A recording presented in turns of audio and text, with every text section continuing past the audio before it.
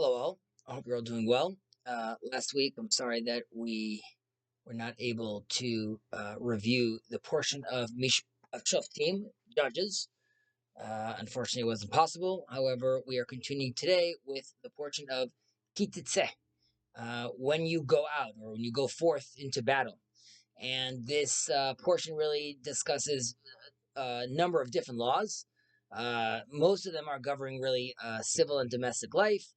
There's inheritance, there's the wayward son, there's vows, kidnapping, repossession, there's wiping out the memory of Amalek, sexual offenses, campaign hygiene, there's blending textiles, so prostitution.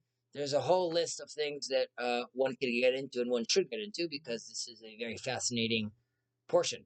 However, as you guys know, I want to focus on one specific thing, and here maybe we could touch on the reasoning behind the prohibition of wearing a garment made out of Shaatnez, right? This is the mixing of wool and linen.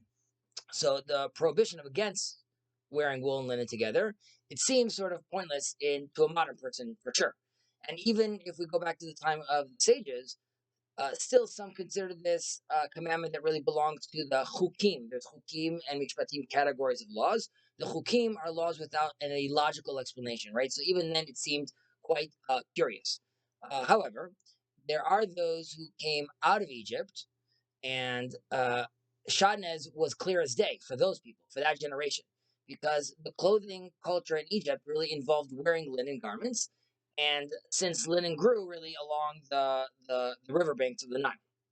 Now, in contrast, the Semitic shepherd, right, where the Israelites are coming from, which of course includes the Hebrews as well, those nomads who were known to raising livestock, they really dealt with wool, and they were wearing wool that they sheared from their flocks.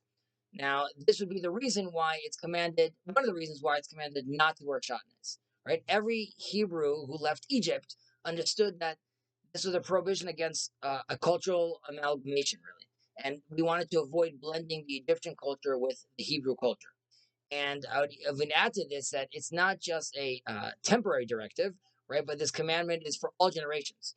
And the reason behind that of this commandment really could involve that over time it takes on new meanings, which we see in different commandments as well. So one example would be that we understand that wool, which comes from the sheep, it really involves a form of taking from the animal, right? Stealing, and this could be similar to the concept of theft, like we are talking about. On the other hand, linen, which is really it's derived from the flax of the plant, it doesn't involve actually taking in the same way.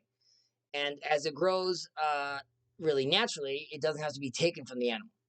Now, wearing Shaatnez then could symbolize an inappropriate mixing of concepts, right? Equating actions like theft, shearing the wool, with non-theft, which is really harvesting the linen.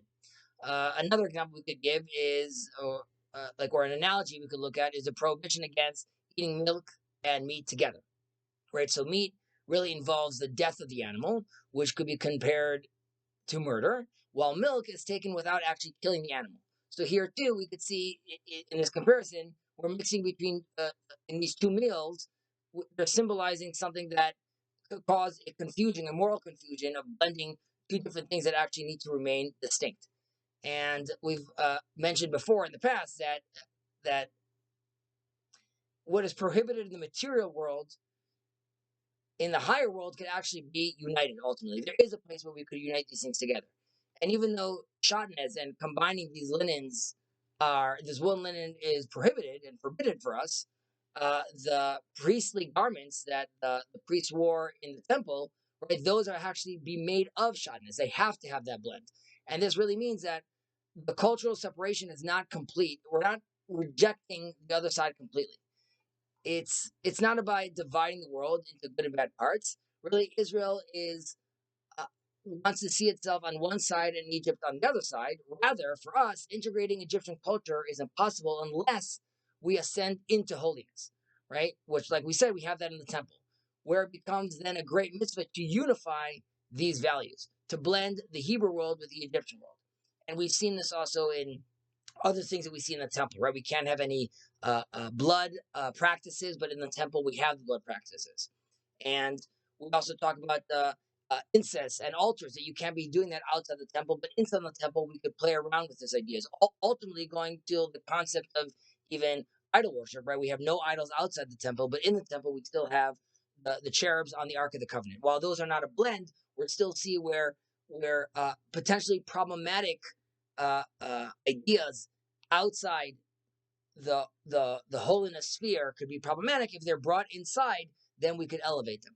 And as always, our job is to try to see where we could find these lost ideas or problematic ideas and realize how we could elevate them, or as we say, find and elevate the divine spark in them as well.